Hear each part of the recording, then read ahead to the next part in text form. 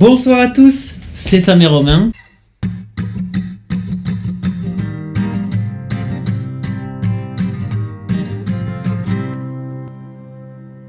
Et ce soir, on se retrouve pour discuter. Oh ouais, c'est bien ça. Là, vous le voyez, on est en mode plus chill, au moins pour ceux qui nous regardent sur YouTube. D'ailleurs, du coup, pour ceux qui nous écoutent, allez voir à quoi ça ressemble sur YouTube, comme ça vous allez comprendre peut-être les écarts de son, les trucs comme ça et tout. Je vous avoue qu'il est tard, on est vendredi soir.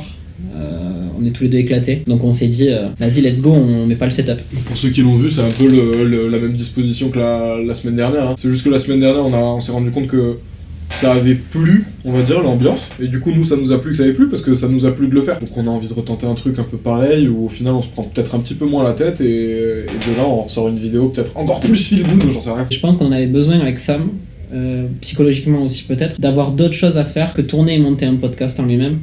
Parce que le montage, Sam, il a kiffé le faire. Moi, j'ai vraiment kiffé regarder la vidéo. C'est un sentiment que j'avais pas eu depuis un moment sur le podcast. On tournait, on créait nos TikTok, on publiait, on tournait, on créait nos TikTok, on publiait. Enfin, c'est toujours ça, hein. C'est parce que c'était devenu, c'est toujours. Mais la différence, c'est qu'on a mis une dose de choses nouvelles. Et ça, moi en tout cas, ça m'a fait au taquet de bien de sortir cette vidéo. Ce qui est cool, c'est que dans tous les cas, ça reste une discussion entre deux potes. Et au final, dans tous les épisodes du podcast, c'est ce qui était souvent remonté, quoi. Ouais, le seul truc, c'est que maintenant on n'est plus amis, quoi. Ouais, maintenant on est collègues de travail. D'ailleurs, toi qui commences un nouveau taf, tu la sens, le truc, en fait, c'est pas mes potes, mais c'est mes collègues. Je l'avais dans mon ancien taf, ça, quand je travaillais au Galeries Lafayette. Que tu t'es tout le temps avec les mêmes vendeurs. Donc, tu sais, je sais pas, pour ceux qui connaissent un petit peu les Galeries Lafayette, genre c'est foutu en corner. Donc les magasins, vous savez, c'est que des magasins ouverts, tu sais, et donc ils appellent ça des corners, et forcément, du coup, t'es tout le temps à côté, à droite et à gauche des autres vendeurs. On s'amusait bien pendant la journée, on déconnait, parce que souvent, il n'y a pas de clients. Et au bout d'un moment, quand t'as plié le magasin, que t'as rangé toutes les étiquettes, que t'as essayé de faire tes ventes et que tout ça, tu l'as fait 3 fois, tu vas voir les gens autour de toi, tu vois. Genre, c'est bon, au bout d'un moment, il y a personne, tu restes humain, t'as envie de discuter. Mais par exemple, je suis jamais allé boire un verre avec mes potes des galeries. Pourtant, encore aujourd'hui, si je vais les voir, trop mes potes, hein. Mais je sais pas, il y a toujours un truc bizarre à sortir du cadre du travail. Tu sais ce que ça amène, ça, comme question ? Ça m'amène, genre, est-ce que t'as le temps, ou t'as la place, ou tu te laisses plutôt, la possibilité de te faire de nouveaux potes ? Je crois qu'on en a déjà parlé, moi je l'ai déjà évoqué dans un sujet de podcast. C'était dans la saison 1, je crois. Dans la saison 1, et j'avais dit, en fait, je suis à un moment de ma vie où j'ai pas envie forcément de me faire de nouveaux potes. On vit ici depuis super longtemps, moi j'ai tous mes potes ici. Déjà, j'arrive pas à tous les voir, donc pas besoin de me faire de nouveaux potes, entre guillemets. Ni l'envie d'ailleurs. Et moi, je me suis fait avoir plusieurs fois au taf. Parce que du coup, je travaillais beaucoup à Lidl, ça vous savez. Je me suis fait avoir plusieurs fois, genre, est-ce que c'est mon ami ? Non, mais genre, ouais, t'as un hyper bon. Moi, j'ai un hyper bon feeling avec les gens de mon taf actuellement. Et vas-y, j'ai tendance à beaucoup parler, moi. Et ça va pas porter préjudice, mais il y a des fois que je suis en mode putain, je t'avais dit, je sais pas compris pourquoi maintenant les autres le savent, tu vois. Bon, et après, il y a aussi ce truc de. Nous, on est parti à un séminaire cette année avec mon taf, au Club Med, donc en mode alcool gratuit à gogo et compagnie. Et on s'est mis une énorme charge. Le seul truc qui retient de son séminaire au Club Med, c'est alcool gogo gratuit. En vrai, aller au Club Med en vacances, le but c'est que tu restes au club. Donc en fait. Okay. Ils mettent tous les moyens en place pour vous faire rester. Voilà. Et donc t'as l'alcool gratuit. T'as des soirées, tout est gratuit en fait, tu manges, tout est gratuit. Enfin nous c'était all inclusive en tout cas. Et dernière soirée mec, on se met une espèce de charge, tout le monde, et moi j'étais trop plié, j'ai trop de la merde devant mes patrons et tout, et mec ils me font tout le temps des vannes sur ce que j'ai dit, tu vois. Mais genre tu vois, j'aurais pas dû, c'est des trucs que j'aurais pas dû dire. Juste j'étais trop farci, et quand je suis farci je parle trop. Ça on sait. C'est moins vrai maintenant qu'avant, mais c'est toujours dans ma nature. C'est moins vrai parce qu'on sort moins, du coup on te voit moins le faire, ou c'est moins vrai parce que c'est moins vrai, tu vois. Ouais, je pense que c'est parce que je sors moins. J'ai quand même tendance à parler, je sais pas pourquoi. Parce que t'as envie de t'exprimer, c'est tout. Tu penses que tout le monde dans ta tête est aussi cool que toi, ou plutôt aussi cool que tu crois l'être au moment où tu racontes tes trucs, tu vois. Sauf que souvent non. Souvent il y a un décalage. Encore avec vous, ça va, tu vois, le décalage, je m'en fous, tu vois, qu'il y en ait un. Parce que vous êtes mes potes, mais quand c'était patron, mon gars. Après, frérot, je pense à un décalage que t'as créé à une soirée avec tes potes, et notamment avec la meuf d'un de tes potes. Ouais, non, c'était pas de ce level-là. Alors là, ça, t'as bien décalé, là. T'as changé de ville. Je t'aurais une petite merde. Tu t'es bourré. Bref, du coup, on en est là. Et au début, on s'est dit, vas-y, on va tourner la flemme. Parce qu'on a la flemme, encore. Mais le truc, c'est qu'on a tourné la procrastination dans la première saison. Alors, on l'a tourné il y a très longtemps, donc je sais même plus ce que je racontais dedans, mais. J'ai pas l'impression qu'on fait un podcast. Ah putain, mec, je me suis mis une truc dans l'œil. Trop bien. Ah putain, des agrumes dans l'œil là. Des agrumes. Mais quoi, c'est. Non, mais c'est bien, c'est la façon dont tu le nommes qui fait rire. Tu sais, t'as pas dit une mandarine ou du jus, non, t'as dit des agrumes. Mec, ça pique. Mais va te mettre de l'eau, non? Non, je suis un homme. Je vais à la salle à 6h30 du matin. Si je me mets de l'eau dans les yeux, on pourrait croire que je pleure, et moi je pleure pas. En vrai, je pleure rarement. Et quand je pleure, je pleure pas beaucoup. C'est quand la dernière fois que t'as pleuré? À la rupture avec mon ex. Tapette, oh là là, ah là, ah, non pas tapette, pardon, parce que c'est un mot péjoratif pour une certaine communauté. Fiotte, ah non, c'est toujours le même. Non, la dernière fois que j'ai vraiment pleuré, mais je t'en avais parlé, c'était avec mon meilleur pote à Paris il y a 1 an. Et ouais, là, on a vraiment pleuré. Genre, on est parti dans une. Ah, les deux? Ouais, tous les deux. Ils ont fait un week-end pour pleurer. Non, mais c'était pas En mode gros, viens, on se dépressif. capte à Paris, on pleure. On commençait à être bien sous, on était sur le rooftop d'une boîte qui donnait vue sur la Seine. Ah, en plus, vous étiez en boîte? Bah, sur le rooftop de la boîte. Oui, enfin. Mais c'était la. Vas-y, en gros, on y allait tôt parce qu'on était 2 mecs à Paname, on pensait se faire recal. Du coup, on y allait tôt, donc le temps que la soirée se lance, bah, on a commencé à apératiser, non? Et bref, on a commencé au taquet à parler de trucs hyper profonds et on s'est mis tous les deux à pleurer. Et c'était grave cool. Ça m'a fait taquer de bien. Ça a dû niquer le reste de la soirée par contre. Bah non, après on était bourrés, ça est reparti à l'ambiance. Ah ouais? Bah, Genre oui. t'arrives à faire ça toi? Mais en fait, on pleurait, Crise de larmes on n'était pas en tristesse, on était juste content de se dire ces choses-là en fait. Vous vous disiez quoi? Genre sans rentrer dans les détails peut-être? Franchement, je sais plus. Voilà. Comment t'as niqué la poésie du moment genre? Puis voilà quoi, après on était bourrés. Je me rends compte que j'ai une frontale de tes couilles là, genre ok, attends, je vais me mettre dans une autre position. Et Paris, c'est hyper grand. Et en fait, moi j'étais trop bourré dans le Uber, donc dans le Uber, je suis descendu. Pendant le qui roulait? Mais non. Ok, non mais Romain, tu peux le faire toi, je te connais. Non, en gros, le Uber il s'arrête au feu et je regarde mon pote, je fais frère, je vais vomir. Et j'étais vraiment trop dans le mal. Et du coup, je dis vas-y, mets-tout sur le côté, on sort. Et on était hyper loin de son appart et plus de Uber qui répondait, c'est pour nous prendre. Ah, parce qu'il s'est barré le Uber entre temps? Mon frère, oui, il a pris sa course, il a dit qu'il allait terminer, il a pris mes 20 balles, et mes 35 balles, je crois, à ce moment-là, et il est rentré. Oui, Frère, j'étais en train de vomir sur un muret, j'avais envie de faire pipi, c'était minable. Pas grave. T'étais en train de faire pipi en vomissant? Il y avait une petite temporalité qui mixait bien, ouais. Genre t'as pissé, t'as vomi? Comment t'as fait? Paris, c'est super grand parce que après, on a marché pendant vraiment très longtemps. Ça me fume quand tu dis Paris c'est super grand, genre c'est censé être la plus grande ville de France, mais Paris c'est super grand. Toulouse ça reste grand, hein. Mais On y va c'est jamais. C'est qu'on y va jamais dans les autres quartiers de Toulouse. Oui, voilà, c'est ça. On va jamais à Saint-Michel, on va jamais à Southlang, on va jamais. Southlang.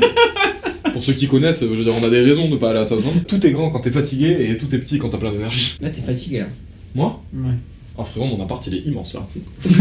La dernière fois que j'ai pleuré, je vais en parler vite off là, mais c'était plus ou moins avec la meuf que je fréquente maintenant parce qu'il y a eu des histoires. Après, j'ai pleuré parce qu'elle a pleuré, du coup ça m'a fait pleurer. Ouais, souvent c'est ça. Mais sinon, j'ai pas la larme facile. Par contre, je sais pas si ça te le fait à toi ça. Enfin, j'ai pas la larme facile.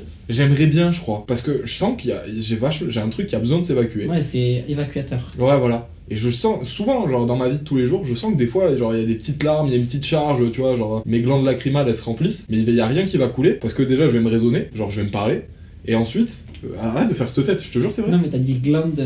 T'as dit quoi? Lacrymale. Lacrymale. Et je me suis dit, d'où ils connaissent moi, tu vois.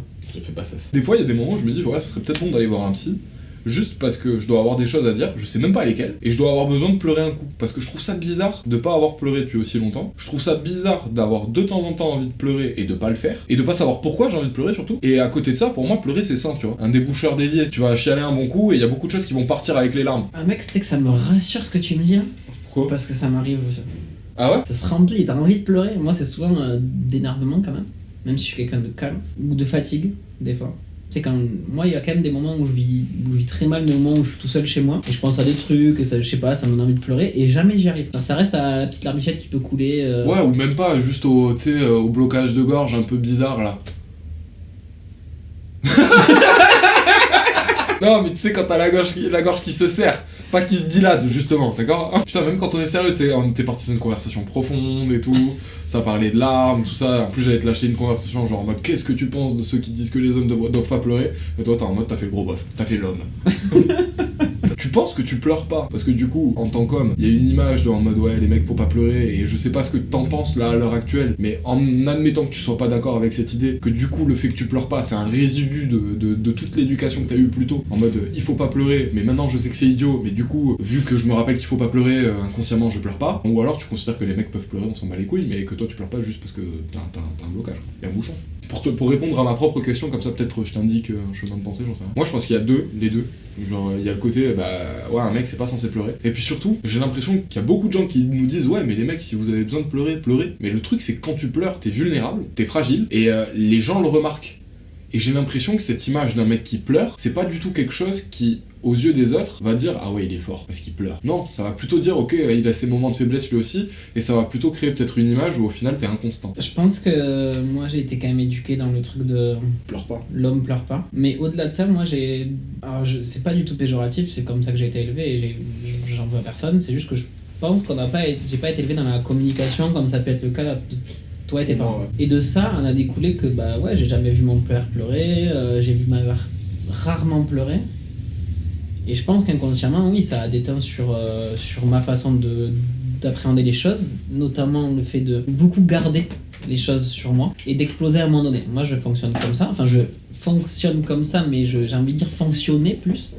C'est moins vrai maintenant parce que avec le podcast, je me suis vraiment rendu compte que parler des choses, ça me faisait du bien. Et je pense qu'en 1 an, j'ai fait un gap énorme vis-à-vis de moi-même grâce à la discussion qu'on a nous deux. Et donc maintenant, j'ai plus envie de me dire, mais en fait, ouais, t'as le droit de pleurer. C'est juste que bah, je pense que je suis pas encore allé toucher les choses assez profondes. J'ai bien aimé ta réponse et ça m'a amené une autre question en fait. Par rapport à l'exemple que je te donnais sur l'idée de quand tu pleures t'es vulnérable et tout et tout. C'est vrai que dans la situation que j'imaginais c'était pleurer devant quelqu'un d'autre. Pleurer devant une meuf, pleurer devant un pote, bon visiblement tu l'as fait. En l'occurrence pleurer devant... Enfin moi je pensais tellement à pleurer devant ta meuf en fait. Je sais pas pourquoi je pensais à ça. Encore une fois, hein, toujours les meufs. Mais de manière générale, moi les seules fois où j'ai pleuré, et vraiment c'est pas pleurer parce que la personne en face de toi pleure, parce que forcément ça peut te donner envie de pleurer, et je sais que ça m'est déjà arrivé. Pleurer réellement à cœur ouvert devant quelqu'un, je pense que ça m'est arrivé qu'une fois devant mon pote, et c'est parce qu'on était vraiment en pleine confiance tous les deux. C'est lequel des deux qui a commencé à pleurer en premier? Ouais, je pense que c'est moi. Je l'avais très gros sur la patate, je pense. Je savais qu'il n'y avait pas de jugement avec lui. Enfin, je sais que c'était la bonne personne pour le faire. C'est dommage que tu l'aies pas dit pour nos premières fois ça. Et ouais, j'aurais pu en parler, mais ça m'est pas sauté à l'esprit. Non, juste que c'était la bonne personne pour le faire. On dit pas sauter à l'esprit, d'ailleurs, on dit sauter aux yeux. C'est vrai. Ouais, non, moi, pleurer devant quelqu'un à corps ouvert, ouais, il faut que je sois en confiance absolue. Que je sente qu'il y aura pas de jugement, qu'il y aura... Bah, que je peux être moi-même. Et toi, t'en penses quoi de pleurer devant quelqu'un, du coup? Justement, j'étais en train d'y réfléchir. En vrai, moi, les seules personnes devant qui j'ai pleuré, c'était mes parents. Hein. Enfin, moi, dernièrement, il y a eu du coup cette fille. C'est pas juste cette fille. Mais dans le podcast, on va l'appeler cette fille. Voilà. Je pense que j'ai pas de mal à admettre que j'ai pleuré, dire bah non, ouais, ça m'a fait chialer, ouais, j'ai eu quelques larmes, ouais, truc, ouais, machin. Mais par contre, le montrer, qu'on me voit en train de pleurer, ça me gênerait. Alors, je sais pas pourquoi. Genre, moi, je sais pas si je pourrais pleurer avec toi. La question est C'est chelou. ça, j'avoue. Genre, moi, je m'en foutrais, tu vois, que tu pleures devant moi, je pense. Ah, mais moi, je m'en foutrais pas. C'est ça le truc. Enfin, je m'en foutrais si tu pleurais devant moi, mais je me foutrais pas de pleurer devant toi. Pour moi, les larmes, au bout d'un moment, c'est une position ridicule. Ça devrait pas, hein. Mais c'est... Mais Non, je pense que t'as raison. Ça devient ridicule quand... Tu sais, c'est trop, c'est tout le temps, c'est... J'ai l'impression qu'il y a des gens qui pleurent tout le temps, alors bah, bon... Des fois, je me dis, bon... Quand t'as des raisons... Il y a un moment où je sais pas si pleurer, tu pleures parce que t'es triste ou tu pleures parce que tu veux attirer l'attention. Si. J'ai failli chialer. Il y a pas longtemps encore, parce que j'ai une pote qui m'a annoncé qu'elle allait se marier. Et du coup, quand elle m'a raconté ça, vu que ça fait un moment qu'on se connaît, bah ça m'a fait bizarre, parce que je me suis dit genre waouh, le temps passe vite quoi, on grandit. J'étais trop content pour elle, hein. Enfin, tant qu'elle est heureuse, moi je suis heureux. Et du coup, ça aurait été potentiellement la première fois où j'aurais eu des larmes de joie. Ouais, non, j'ai jamais pleuré de joie. Est-ce que t'as déjà fait semblant de pleurer ou ça pouvait monter, t'as forcé le truc pour te sortir d'une situation? Ah, sans doute quand j'étais petit, ouais. La dernière fois que j'ai pleuré quand j'étais gosse, quand j'étais gosse, la dernière fois que j'ai pleuré, je me rappelle, j'avais 16 ans ou 15 ans, et c'était en seconde, c'était un peu avant de faire ma première fois. Je sais pas si c'était en seconde ou c'était en seconde, mais du coup j'ai fait ma première fois en seconde. Tiens, allez, c'est bon, c'est acté, j'ai la date. Parce que je me rappelle, j'étais dans un lycée qui était privé et religieux, je m'entendais pas forcément avec tout le monde, mais je crois que j'ai déjà raconté ça dans le moment où je parle de ma première fois du coup. Mais du coup j'étais dans un lycée privé religieux, je savais que j'allais faire PACES après. Et dans le lycée dans lequel j'étais, il y avait pas... C'était pas un truc où... C'était pas comme les lycées de mes potes ou les collèges de mes potes où il y avait des chopages, ils pouvaient faire des soirées, il y avait des conneries ou quoi. Non, ça restait très privé et tu vois... Arrête de rigoler. Genre... Je rigole parce que du coup tu parles de mes lycées quoi. Ouais, ben oui, mais c'est-à-dire que moi, j'ai l'impression quand tout le monde me la raconte, sa période lycée, moi aussi j'ai des anecdotes, moi aussi j'ai vécu des trucs cool. Mais j'ai l'impression que tous les autres, ils ont vécu des trucs tellement plus tarés que moi. Et du coup, à mon échelle... Ça a l'air tellement plus stylé ce que vous avez fait que ce que j'ai fait. Pourtant, c'était trop cool, j'en garde de très bons souvenirs, tu vois, de cette période. Pour revenir un petit peu à un truc qu'on disait tout à l'heure, moi, mon lycée, je l'ai un peu vécu, mon lycée et mon collège, je l'ai un peu vécu, sauf pour une ou deux personnes, comme un peu, là, le taf, où au final, c'était mes collègues de travail, c'est-à-dire qu'une fois que je sortais du lycée, Il n'y avait pas forcément de contact, de trucs, de machin. Il y en avait pour certains, quelques-uns, dont 2 auxquels je pense et qui sont restés genre là dans ma vie actuelle. Arrête de sourire comme ça, t'as une idée derrière la tête. La dernière fois du coup que j'avais pleuré, c'était en seconde, où il n'y avait pas tous ces événements, tous ces trucs et tout, et du coup j'étais là devant mes parents dans la cuisine, je me rappelle, je chiale. Concrètement, je chiale parce que dans ma tête, je ne vais pas baiser avant 20 ans. T'as dit ça à tes parents, Hugo? J'ai dit à mes parents, je vois pas le moment où je vais commencer à avoir une vie normale. C'est-à-dire que là, à 16 ans, enfin de mes 16 à, de ma seconde à ma terminale, je vais faire mon lycée, mon truc, mon machin, où ça va pas être amusant parce que je vais rencontrer personne, parce que c'est toujours les mêmes personnes qu'il y a chaque année et tout, nanana, et au final il va pas se passer grand chose de plus. Puis ensuite je vais arriver en PACES, où il y a de grandes chances pour que je m'y file réellement pendant 2 ans. Ça c'était avant d'arriver en PACES. Ouais, évidemment. Où il y avait de grandes chances pour que je m'y file réellement pendant 2 ans, et que du coup je rencontre pas de meuf, tu vois. Et du coup, je me disais, mais en fait, ta première fois, tu vas la faire à 20 ans. Alors, ça a rien de ridicule maintenant, hein. J'avais 16 ans ou 15 ans quand je me parlais comme ça. Et c'est vrai qu'en même temps, à cette époque-là, je crois que c'est Roman Frassinet qui le dit. Frassinet, je sais pas comment on dit ça en français. Frassinet, ouais. Il dit, mais en même temps, de mes 12 ans à mes 18 ans, J'ai pensé qu'à baiser. j'ai pensé qu'à baiser et il y a des gens qui voulaient m'instruire. C'est ça. Franchement, moi au lycée c'était chaud. Enfin, là je vais dire un truc, je pense que ça t'est arrivé aussi, enfin j'espère. Non, je me suis jamais branlé là-bas. Non, Okay, d'accord. c'est pas du tout ça. Ok. Est-ce que t'as déjà bandé genre au lycée? On est fort, frère. Mais déjà, il y avait un truc magique qui m'arrivait. Enfin, mon daron, il nous amène au lycée, au collège quand j'étais petit. Il y a un truc que j'ai jamais compris sur ma période lycée. C'est-à-dire que tous les matins, je me réveillais tranquille et tout, nanana, mais genre 1 minute avant d'arriver au lycée, tu vois, dans la voiture, c'est là j'avais la gaule matinale. C'est-à-dire que j'ai franchi tous les jours le portail de mon collège et de mon lycée en bandant. Et je comprenais pas. En plus, des fois, tu sais, tu tapes des micro-sommeils en cours dans les premières heures. Enfin, moi, je me rappelle que... Non. En vrai... Sam, c'était déjà quoi là. c'était pendant les à partir de la seconde ou de la première, un truc comme ça. Nous, du coup, c'était un privé religieux. Du coup, il y avait des cours de religion, tu vois. Et en fait, ils avaient eu la très mauvaise idée, je trouve, de mettre ce cours en première heure. Mec, j'ai dormi toutes les premières heures de ma première et ma terminale, j'ai dormi. Et c'était trop bien en plus. Mais du coup, tu sais, quand t'as cette sensation où tu somnoles, où t'es dans un état bizarre, parce que tu dors pas vraiment, tu t'endors jamais. T'es alerte encore, tu vois. Genre, s'il y a quelqu'un qui applaudit, tu vas lever la tête ou un truc comme ça. Mais t'essaies de t'endormir. Et le truc, c'est que ce truc, je crois que c'était le sommeil paradoxal. Et c'était pendant le sommeil paradoxal, en fait, que tu bandes. Genre dans les phases de sommeil. C'est là où l'érection, elle s'active. D'ailleurs, peut-être tu le sais ou tu le sais pas, mais on fait plusieurs cycles de sommeil pendant la nuit. Et du coup, ça veut dire que pendant la nuit, en vrai, tu bandes 4 ou 5 fois. Ouais, je sais. Et je sais aussi que les gens qui sont végétariens bandent beaucoup plus. Pourquoi ? Parce que, je sais plus, j'avais regardé un reportage sur ça, moi je sais plus pourquoi, mais en gros, tu bandes plus. Aucune explication. C'était l'information de Romain. Voilà, donc pour tous les végétariens, n'hésitez pas à nous dire si c'est vrai. C'est dans Game Changer. Le reportage il est incroyable. En gros, il explique dans le reportage que la plupart des athlètes, les meilleurs athlètes du monde, et notamment les gladiateurs à l'époque, étaient végétariens. Ah ouais ? Alors pourtant, on pourrait penser que justement c'est des gros carnivores. Bah ouais, parce que à l'image qu'ils nous donnent, Genre, c'est t'as quand plein même... de sportifs de très haut niveau qui Mais sont... actuel ou Ah ouais, à l'époque ? actuel. Après à ce moment-là, j'ai essayé. J'ai commencé à manger du soja et tout, mais j'avoue que je reviens quand même à la viande. Moi, c'était pas dans ces phases de somnolence où je bandais. Hein. Juste, je pensais à des trucs, je me mettais à bander. Ah mais ça aussi, mais de ouf. Moi, je sais pas pourquoi j'ai une scène en tête de moi où je phase sur les seins de ma prof de maths. Et elle me voit. On a aucune peine quand on est petit. T'avais quel âge là ? J'étais en 5ème, donc j'avais 12-13 ans, tu vois, c'était le moment où les hormones elles commençaient vraiment à s'activer sa mère. En plus, je savais que c'était pas bien de faire ça. Je m'en rappelle de me dire, c'est pas bien. Mais c'est bien. Tu sais, tu vois, Mais c'est bien. Ils sont gros quand même. Hein. Et je me rappelle vraiment de ma prof qui me dit Samuel, t'es ailleurs ? Ah là, frérot. Non, c'est bon. Peut-être dans le cahier, théorème de Pythagore. Théorème qui n'a jamais servi à personne d'ailleurs. Ah non, moi aussi j'ai quelques flashs là, maintenant que t'en parles, de moi en train de phaser. En cours ? Ouais. Sur des trucs. Après, 36 milliards de fois, hein, je me suis tapé des scénarios dans ma tête et je me suis mis à avoir la gaule comme ça pour air. Genre, ah ouais, donc je suis pas le seul, ça t'arrive de faire des scénarios dans ta tête ? Mais c'est pire que ça, gros. Quand tu bandes, j'ai l'impression que toutes tes pensées elles vont vers là. Mais vraiment, hein, genre, je sais pas si ça te le fait ça, mais dès que je suis en érection, tout ce que je pense c'est dégueulasse. Ça se finit toujours par je baise. Tu sais, t'arrives pas à te calmer en plus, ça va toujours là, dans le sens. Là, je viens de penser à un truc. Donc faut sortir du, faut aller faire pipi quoi. Je viens de penser à un truc gros, je pense que il y a un paquet de gens qui se sont fait baiser dans leurs pensées, dans les pensées de quelqu'un d'autre. Autant quand tu parles mal de quelqu'un, on dit ouais, il a l'oreille qui siffle. Autant quand tu baises quelqu'un dans tes pensées, qu'est-ce que tu penses qu'il a qui siffle ? Parce que ça lui gratte le Je pied. pense que du coup, il y a des meufs, elles se font des scénarios des fois. Genre avec nous, du coup. Ouais, je pense. Les meufs, vous faites des scénarios avec nous des fois, enfin pas forcément nous, ça va genre, parce que vous avez des garçons en tête et où littéralement, bon, vous faites des petits délires en pensant à eux, ou même pendant la journée, voilà, il y a pas des petits délires, tu vois, c'est juste, vous êtes comme ça en train de rêvasser à votre bureau et là vous imaginez en train d'être sous la douche ou je sais pas dans un lit et que lui il rentre, il enlève sa ceinture, je sais pas.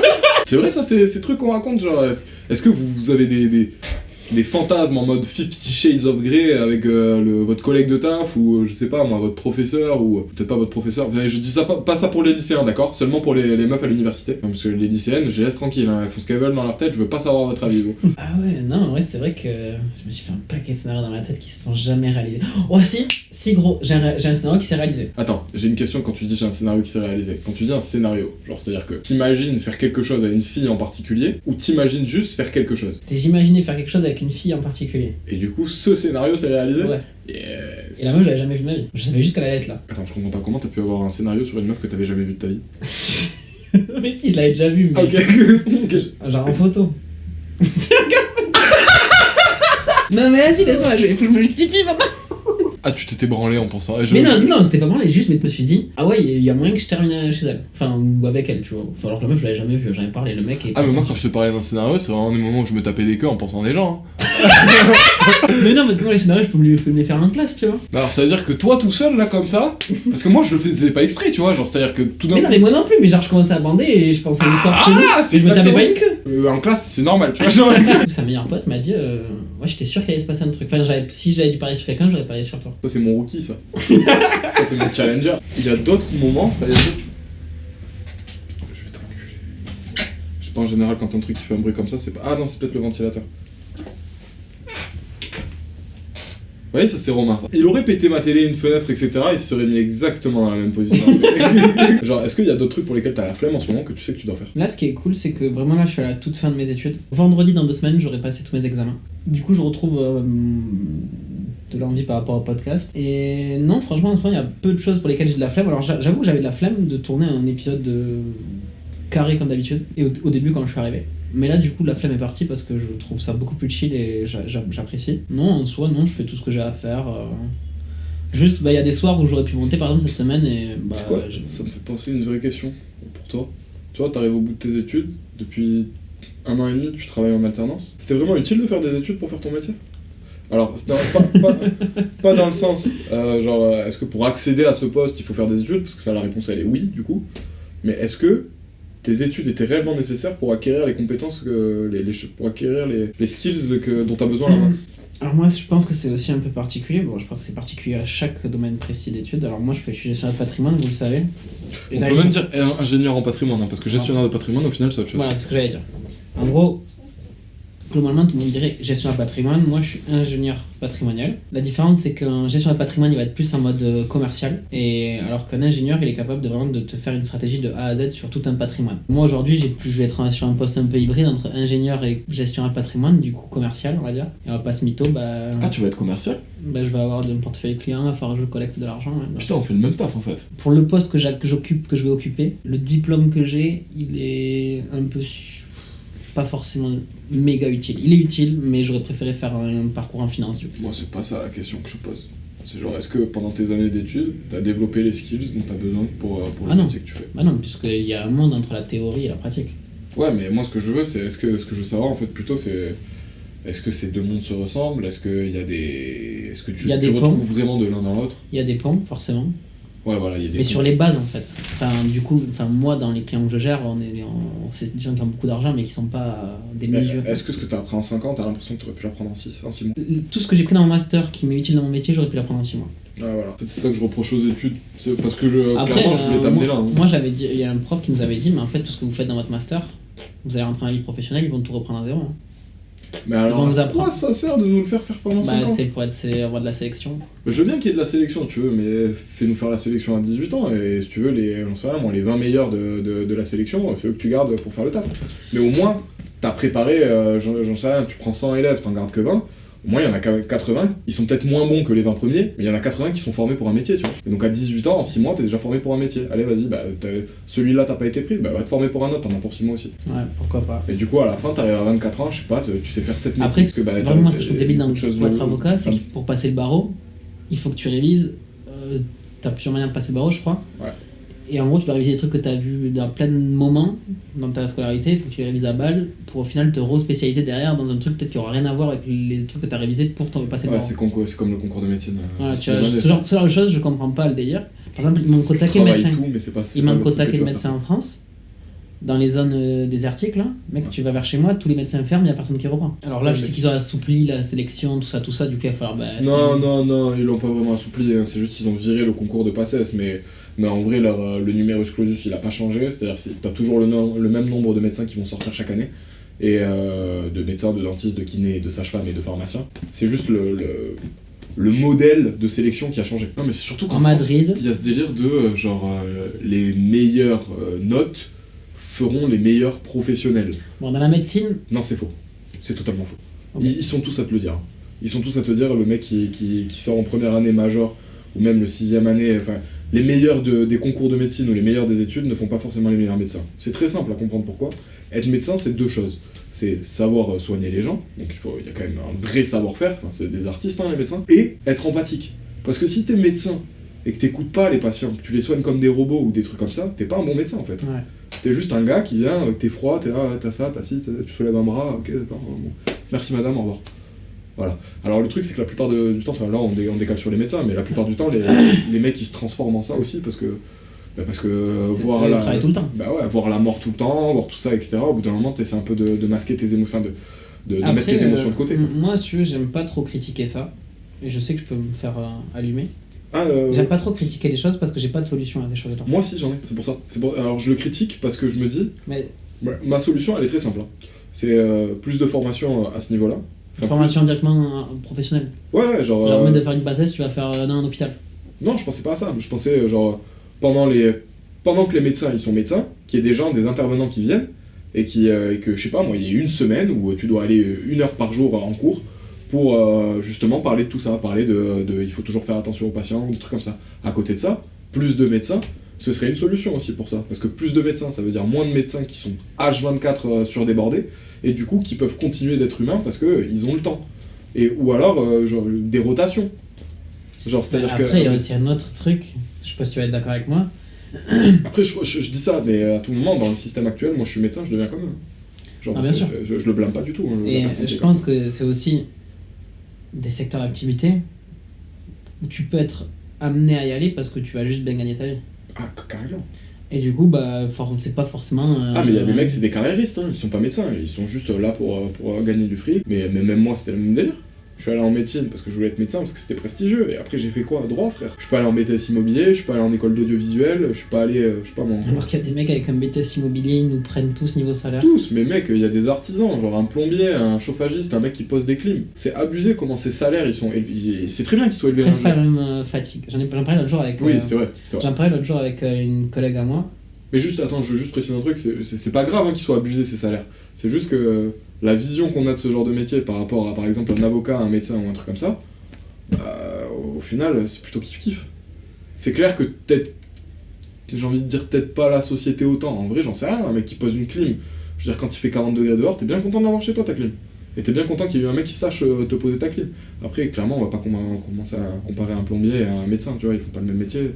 Puis ils agissent pas au même endroit. Mais... J'ai des potes mécanos, mon gars, mais mecs, ils prennent des salaires par mois. Ouais, c'est indécent. Mais c'est indécent. Et je suis là, mais en fait, moi, pour ce que tu gagnes en un mois, il va me falloir 3 mois pour les gagner. Et pourtant, j'ai un bon salaire. Là, pour ceux qui sont encore là à l'heure actuelle, qui ont tenu jusqu'au bout, on est désolé, du coup, si le format du coup est un peu décousu, moi personnellement, j'ai bien aimé le faire. Enfin, après, on verra ce que ça donnera au montage. Surtout, on espère que c'est pas trop parti dans tous les sens et que vous retrouvez toujours cette sensation d'être avec des potes. C'est vrai, si on devait dégager un thème là, qu'est-ce qu'on dirait? Bah, en fait, on l'appellerait. Comment ça va la vie? Ah ouais, comment ça va la vie? Après, on n'a pas trop parlé de comment on allait nous, tu vois. Bah si, on a parlé de pleurs, de tout ça, de dernière fois on avait pleuré. C'était comment ça va la vie? De Samir Romain, du coup. Ouais, on se retrouve la semaine prochaine pour un nouvel épisode. Merci de nous avoir écoutés. Bisous. Peace. Squeezie, pardon.